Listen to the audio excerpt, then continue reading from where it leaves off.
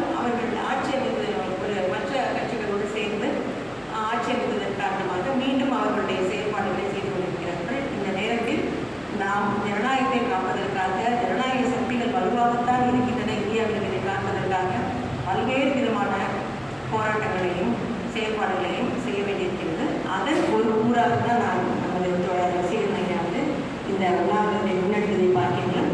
So உண்ணாவிரத்தை முன்னெடுத்தது ஒரு சலசலப்பை ஏற்படுத்தியிருக்கிறது தமிழக அரசியல். என்ன நடந்தது, எதுக்காக அப்படின்னு. ஏனென்றால் ஒரு ஏற்றுக்கொண்டுவிட்ட மனநிலை, அவர் அரசியல் அவரை அரெஸ்ட் பண்ணியிருக்காங்களா ஆமாம் அப்படின்னு சொல்லிட்டு ஒரு பழகி போயிடுச்சு அப்படிங்கிற மாதிரியான நேரத்தில் இல்லை, இது தவறு, இதை சரி செய்ய வேண்டும். உடனடியாக நம்முடைய சுப்ரீம் கோர்ட்டே வந்து துணை கொடுத்தா கூட வெளியில் விடாமல் இருக்கிறது, இல்லை வேறு ஏதாவது காரணங்களுக்காக மீண்டும் மீண்டும் செயல்படுத்துவது என்பது ஏற்புடையது அல்ல.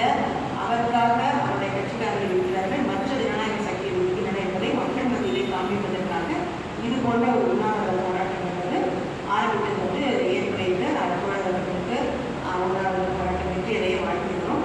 அதே நேரத்தில்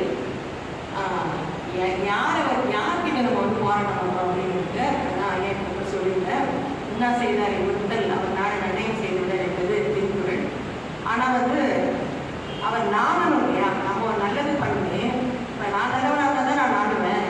அப்படி இல்லாமல் உனக்கு ஏதோ தோணுச்சு, நீ வந்து குணாவில் இருக்க, நீ ஏதோ எனக்கு நிர்ணயம் செய்துள்ள அதுக்காக நான் எதுக்கு நாடணும் அப்படிங்கிற நபராக என்ன ஒரு அமைப்பாக என்ன போன்ற அமைப்பாக பாஜக எதிர்ப்பை பாஜக அரசு இருக்கிறது.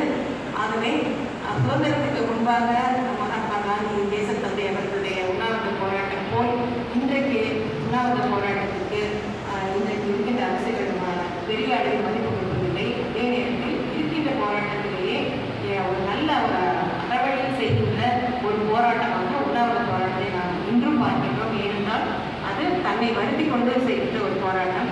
அந்த போராட்டம் என்பது மக்கள் மத்தியிலே எதற்காக இவர் வந்து உண்ணாவிரதம் இருக்கிறார் என்ற நோக்கத்தை பேச வைப்பதற்காக இருக்கிறது. அந்த வகையில் இந்த அறவழி போராட்டம் வெற்றி பெற வேண்டும். இருந்தாலும் ஐயா அவர்களுடைய உடல்நலத்தை கருத்தில் கொண்டு மிக அதிக நாட்களில் வந்து உண்ணாவிரத போராட்டம் இருப்பது என்பது அவருடைய நிச்சயமாக உடல்நலை பாதிக்கும்.